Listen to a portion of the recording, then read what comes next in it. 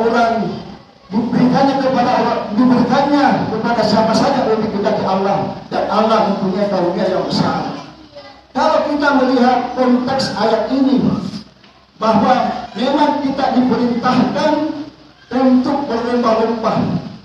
Jadi kalau di olahraga itu berlomba-lomba adalah saling mendahului. Jadi ada di situ kecepatan, sebenarnya ada kecepatan. Jadi bukan bersantai atau berjalan sebenarnya. Jadi lomba itu berlomba-lomba untuk berbuat baik dan berlomba-lomba untuk mendapatkan ampunan dari Allah Subhanahu wa Ta'ala. Itu sebenarnya kalau bisa saling mendahului. Dan saling mendahului untuk berbuat baik dan saling mendahului untuk mendapatkan ampunan dari Allah Subhanahu wa Ta'ala. Jadi contoh misalnya di masjid kita ini ada saf di depan, kemudian di belakangnya.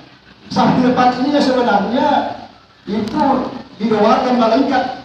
Jadi saf-saf di depan itu didoakan malaikat. Oleh karena itu, menurut ayat ini, maka sebenarnya kita berlomba-lomba untuk mendapatkan kebaikan, mendapatkan ampunan. Jadi sebenarnya ya, kalau ada yang bosan di saf terdepan, kita langsung maju saja. Itulah makna di dalam berlomba-lomba. Beda kalau persoalan dunia. Kalau persoalan dunia bisa saja kita mendahului kepentingan orang lain. Jadi maksudnya contohnya misalnya dari suatu kereta api atau di kendaraan umum, ada anak muda yang masih muda duduk mendapatkan kursi, tapi ada juga orang tua kita yang berdiri. Maka etikanya itu anak muda ini berdiri kemudian mempersilahkan orang tua itu duduk. Jadi kalau persoalan dunia bisa saja kita memberikan kesempatan kepada orang lain, mendahulukan kepentingan orang lain, tetapi persoalan akhirat, persoalan kebaikan, persoalan pahala, Allah memerintahkan berlomba-lomba. Karena siapa yang mengerjakan kebaikan itu, dialah yang mendapatkan. Bukan orang lain yang mengerjakan kebaikan itu, dia yang mendapatkan. Oleh karena itu, Umar bin Khattab pada saat dia menjadi khalifah, jadi khalifah ini ya namanya presiden. Bahkan kekuasaan Umar itu banyak negara, dan dia sudah kuasai Mesir, Palestina, Yordan dan lain sebagainya, ada beberapa negara. Dia sudah presiden, tapi masih mau memanggul gandum. Jadi dari Baitul Mal dia pikul gandum itu ke rumah fakir miskin. Dibayangkan seorang presiden memikul sendiri gandum itu dari Baitul Mal ke rumah orang yatim, orang yang fakir miskin. Apa kata ajudannya? Wahai Amirul Mukminin, engkau itu adalah raja.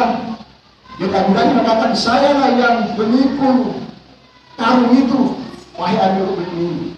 Apa kata Umar? Kau tidak bisa mempertanggungjawabkan saya punya jabatan ini.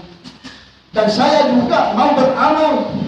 Kalau engkau yang memikul gandum ini ke rumahnya fakir miskin, maka kau yang dapat tangannya. Apa yang saya dapat? Oleh karena itu dalam persoalan akhirat, ya kita harus berlomba-lomba, karena yang mendapatkan nanti pahala itu adalah tidak sendiri, juga orang lain yang mengerjakan, kita yang dapat pahalanya. Hadirin yang saya hormati, oleh karena itu di dalam surah Fatir 45 Allah berfirman, artinya seandainya hambaku setiap kesalahannya itu dihukum atau dites kesalahannya itu dosa-dosanya, maka tidak ada lagi manusia yang mampu hidup di dunia ini karena dosa dan kesalahannya. Oleh karena itu Allah masih memberi tanggung kita. Jadi hukuman itu ya masih ada ditangguhkan sampai ke akhirat. Oleh karena itu mengapa kita perlu ampunan dari Allah Subhanahu wa Ta'ala, berlomba-lomba untuk mendapatkan ampunan yang sampai nanti di akhirat ya kita menerima balasan dari segala dosa dan kesalahan kita. Oleh karena itu di bulan Ramadan itulah kesempatan kita untuk bagaimana berbuat kebaikan. Jemaah saat Idul Fitri rahimahumullah, Allah telah menyatakan dalam surah Al-Isra ayat 23, wa qadara rabbuka alla ta'budu illa iyyahu wa bil walidayni ihsana. Jadi kita diperintahkan untuk menyembah Allah dan berbuat baik kepada ibu bapa kita sebaik-baiknya. Jadi ini antara menyembah Allah dengan berbuat baik itu disandingkan oleh Allah dalam Al-Quran surat Al-Isra ini. Jadi kita disuruh berbuat baik kepada orang tua kita itu berbuat baik dengan sebaik-baiknya. Oleh karena itu sebenarnya walaupun kita tidak bisa membalas budi baik orang tua kita, tapi kita berusaha menjadi anak yang soleh. Apa yang dikatakan oleh orang tua itu ya bisa kita laksanakan. Jadi karena ini banyak ya anak-anak muda yang perlu disampaikan. Jadi ada suatu cerita yang ada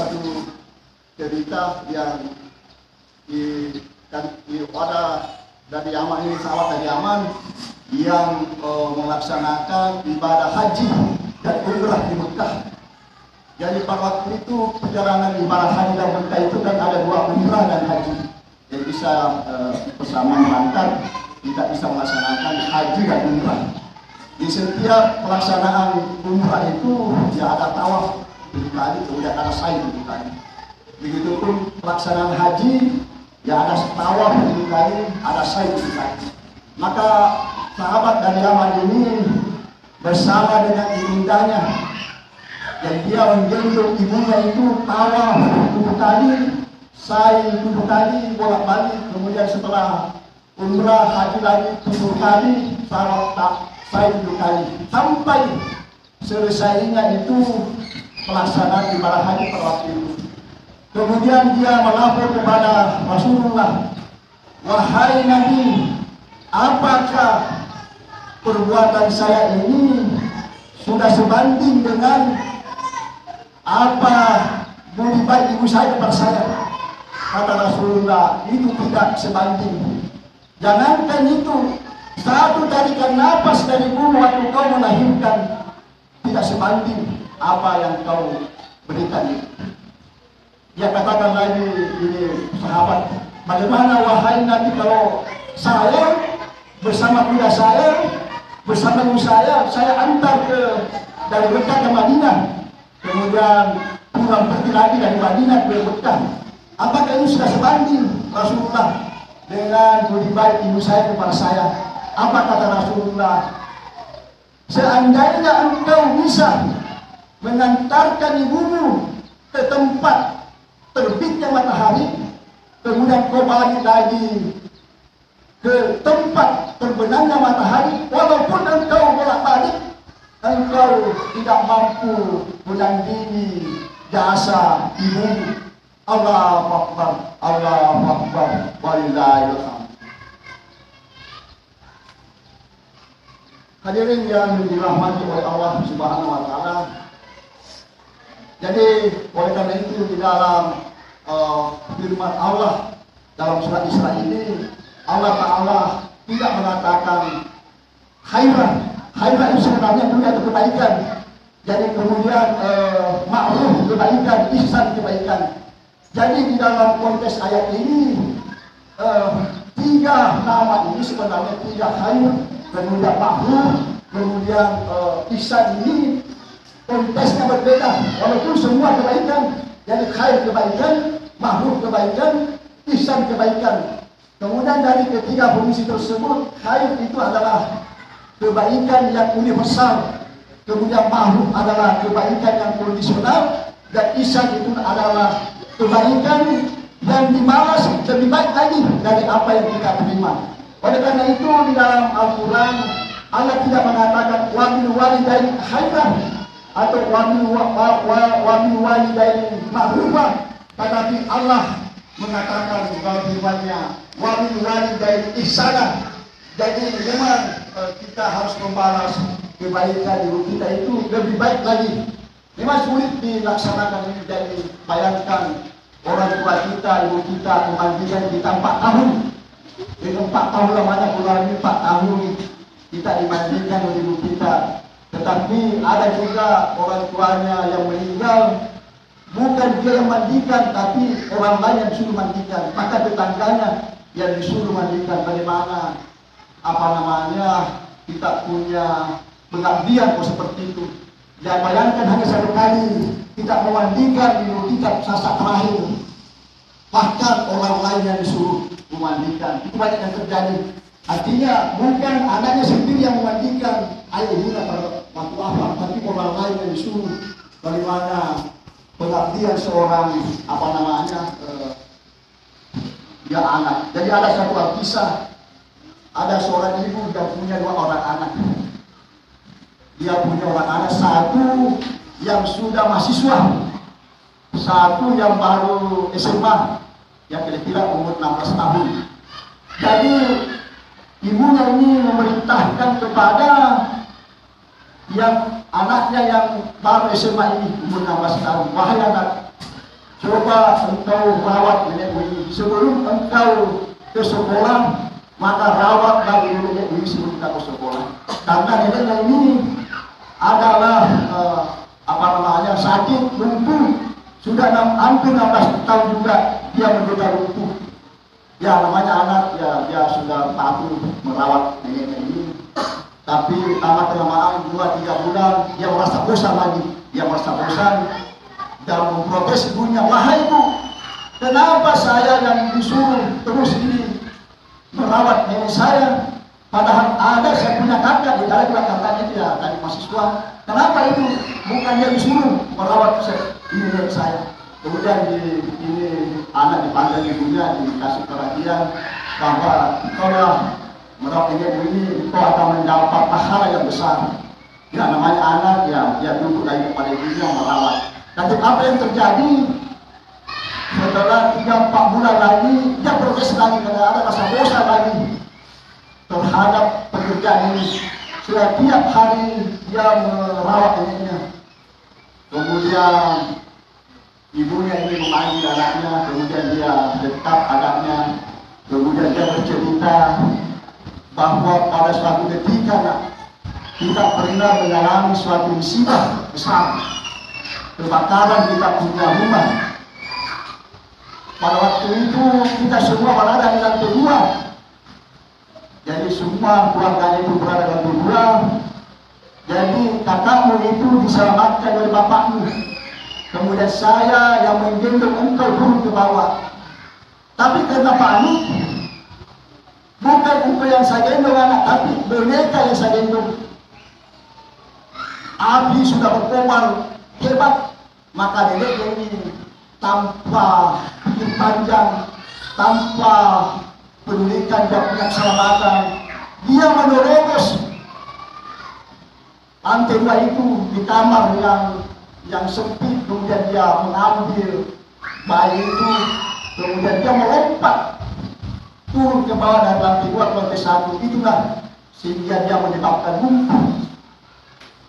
Jadi kalau itu nak diselamatkan ini sehingga dia tidak lumpuh. Mendengar cerita dari ibunya ini, maka anak yang SMA ini menjerit, wahai nenek, wahai ibu, kalau begitu ceritanya, jangan ada lagi yang menyentuh saya punya nenek ini. Biarlah saya yang mengurusnya, karena dia telah berkorban ya demi nyawa saya. Ya itulah bagaimana nenek ini, bagaimana dengan ibu kita. Sebenarnya ibu kita lebih berjasa dari nenek ini. Allahu Akbar, Allahu Akbar, Allahu Akbar, Allahu Akbar kabira, walhamdulillah katsira, wa subhanallahi wa bihamdihi. Hadirin yang saya hormati, bagaimana apa yang kita lakukan pada orang tua yang sudah wafat. Jadi kalau masih ada orang tua kita, ya kita sebentar nanti kalau mungkin sudah lewat ini ya, terlebih dahulu yang kita senang adalah orang tua kita. Dan bagaimana kalau orang tua kita ini sudah wafat?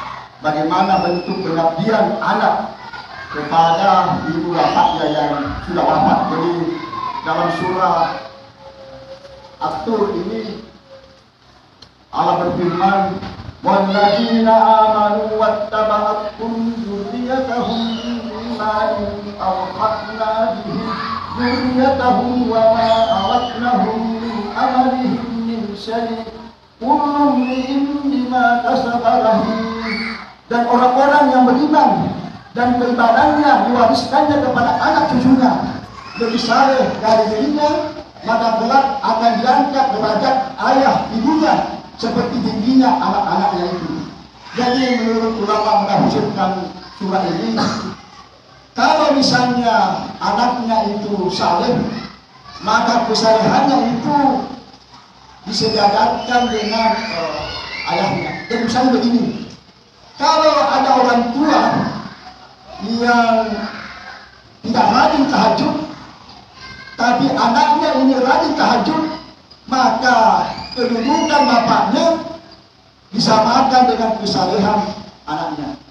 Ataukah ada orang tua yang belum misalnya hafal Al-Quran, ada anaknya yang hafal Al-Quran tidak hujus atau tidak hujus, maka kesalehan dari anaknya ini disamakan dengan kesalehan orang tua ini disamakan ke anaknya. Jadi kita bentuk pengabdian kita kepada ayah ibu kita yang sudah meninggal, bagaimana kita ini berbuat lebih sayang lagi. Kalau perlu melebihi orang tua, supaya kedudukan orang tua itu terangkat derajatnya sama dengan derajat anak-anaknya. Hadirin yang saya hormati, apa yang kita sudah lakukan tadi, kalau kita melihat dalam firman Al-Quran cerita Nabi Nuh, ada anaknya yang bernama Kan'an. Jadi Kan'an ini pada waktu terjadi banjir bandang, pada waktu itu banjir yang hebat pada masih nama Nabi Nuh itu, maka Kan'an ini anaknya hampir tenggelam. Kemudian dia berdoa kepada Allah, "Wahai Allah, Kan'an ini adalah anakku, keluargaku, selamatkanlah ya Allah." Tapi apa kata Allah? Itu bukan anakmu dan bukan keluargamu, karena dia tidak mengabdi kepadamu dan dia membangkang kepada perintahku. Jadi nauzubillah, kalau kita dianggap seperti Kan'an yang tidak ada pengabdian sama sekali kepada orang tua kita. Allahu Akbar, Allahu Akbar, Allahu Akbar, Allahu Akbar. Jadi ada bagaimana kita juga selaku makhluk sosial, bagaimana kita ini mencintai tetangga. Karena ada hadis Nabi, siapa yang tidak mencintai tetangganya seperti dia mencintai dirinya, maka dianggap orang-orang yang tidak beriman. Jadi hadis ini juga dikupas oleh ulama. Apa maksudnya ini? Kalau ada tetangga kita yang misalnya melarat atau tidak senang, karena kita senang dan berbahagia dan punya kecukupan, maka itu kita dikatakan belum beriman menurut hadis ini. Jadi kita dianggap tidak beriman kalau tidak mencintai tetangga sesama seperti mencintai dirinya sendiri. Jadi kalau memang kita belum bisa melakukan hal seperti itu, maka momentum seperti ini marilah kita mohon maaf kepada tetangga kita, karena nanti dia bisa menuntut kita di akhirat. Karena pernah Nabi bertanya kepada sahabatnya, siapakah orang bangkrut itu? Dan Nabi bertanya, kemudian sahabat menjawab, orang bangkrut itu wahai Nabi, orang yang tidak punya harta dan tidak punya uang. Kata Nabi, bukan maksud saya begitu, tapi nanti di alam akhirat ada orang yang membawa pahala hajinya, membawa pahala sholatnya, membawa pahala zakatnya, membawa pahala sedekahnya. Tapi pada waktu dia mau dimasukkan di surga, maka tetangganya protes, wahai Allah, dia pada waktu saya bertetangga ini tidak ada kepeduliannya sama sekali, bahkan mulutnya itu menyakiti saya tidak rela Allah kalau dia masuk surga. Maka diambillah pahala misalnya pada saatnya. Kemudian ada lagi yang protes setelah dia mengatakan, wahai Allah, ini orang simulan ini, kami tidak rela dia masuk surga, karena pada waktu saya bertetangga diambil tanah saya, atau dia mati-mati anak saya, maka diambil dari pahala hajinya, dan seterusnya. Setelah habis pahalanya, masih ada orang, masih banyak orang yang menuntut, maka dosa-dosa orang itu diambil olehnya. Maka itu yang dikatakan bangkrut, sebangkrut-bangkrutnya. Pahala tidak ada, dosa bertumpuk karena dosa-dosa orang lain diambil olehnya. Barakallahu li wa lakum fil Qur'an azim wa nafa'ani wa iyyakum bima fihi min ayati wa dzikril hakim innahu huwal ghafurur rahim.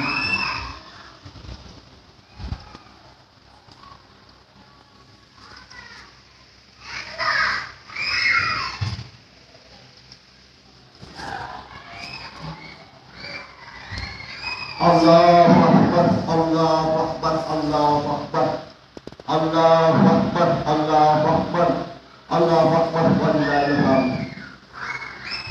Alhamdulillah, alhamdulillah katsiran kama awat.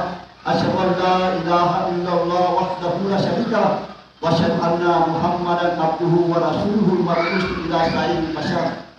Allahumma shalli ala Muhammad wa ala Muhammad kama shallaita ala Ibrahim wa ala Ibrahim wa barik ala Muhammad wa ala Muhammad kama barakta ala Ibrahim wa ala Ibrahim fil alamin innaka Hamidum Majid. Amma ba'd, fa ya ibadallah usikum wa jalla bi taqwa wa taqwa muttaqun. Qala Allah ta'ala fil Qur'an azim, innallaha wa malaikatahu yusalluna 'alan nabi ya ayyuhalladzina amanu sallu 'alaihi wa sallimu taslima. Allahumma shalli ala Muhammad wa ala Muhammad. Pernah satu ketika ada anak melaporkan bapaknya kepada Rasulullah. Apa kata anak ini? Wahai Rasulullah, setiap bapakku datang berkunjung ke rumahku, dia selalu mengambil hartaku tanpa sesuatu. Ya Rasulullah, setiap bapakku bertandang ke rumahku, dia selalu mengambil uang tanpa sepengetahuanku. Ya Rasulullah, setiap ayahku berkunjung ke rumahku, selalu mengambil makanan-makananku tanpa sepengetahuan dariku. Kemudian Rasulullah setelah mendengar itu memerintahkan Bilal untuk memanggil bapak itu.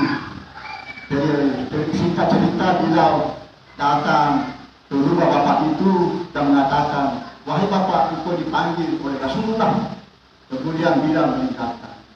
1 hari, 2 hari, 3 hari, bapak itu tidak datang menemui Rasulullah.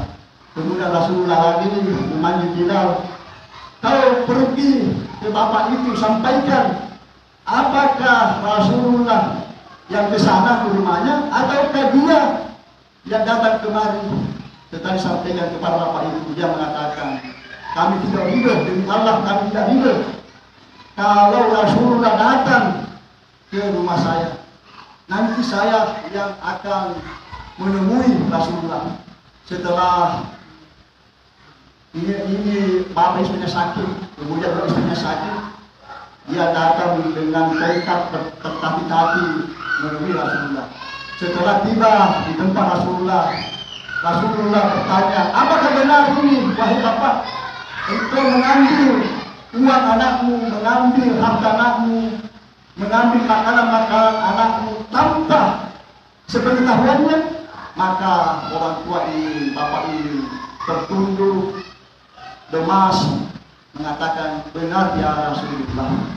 Kemudian dia bercerita dengan sedih, dulu waktu saya kuat, anak saya ini lemah. Dulu waktu saya sehat, anak saya sakit. Dulu waktu saya berada, anak saya ini tidak ada. Saya rela, ya Rasulullah, saya ridho dia mengambil uangku tanpa sepengetahuanku karena dia anakku. Ya Rasulullah, saya ridho makanan-makananku diambil karena dia anakku. Ya Rasulullah, aku ridho hartaku diambil. Saya ikhlas walaupun tanpa sepengetahuanku. Tapi sekarang Pada saat aku lemah, dia yang kuat. Pada saat aku tidak berada, dia berada. Pada saat aku sakit, dia sehat. Ketika aku mengambil hartanya yang sudah, dia menghabis saya. Ketika aku mengambil uangnya, dia membentak saya. Ketika saya mengambil makanan-makanannya, dia mengusir saya. Padahal makanan-makanan itu kami ambil untuk ibunya yang sedang sakit.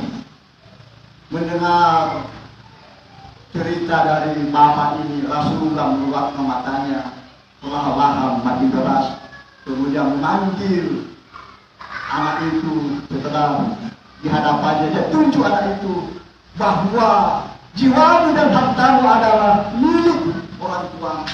Jiwamu dan hartamu adalah milik orang tua.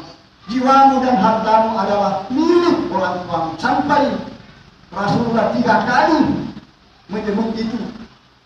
Jadi jangankan hartanya, jiwanya pun milik orang tuanya. Dan anak tidak akan masuk surga kalau durhaka kepada kedua orang tuanya. Mari kita berdoa, semoga amal-amal ibadah kita dan dosa-dosa kita diampuni oleh Allah Subhanahu wa taala.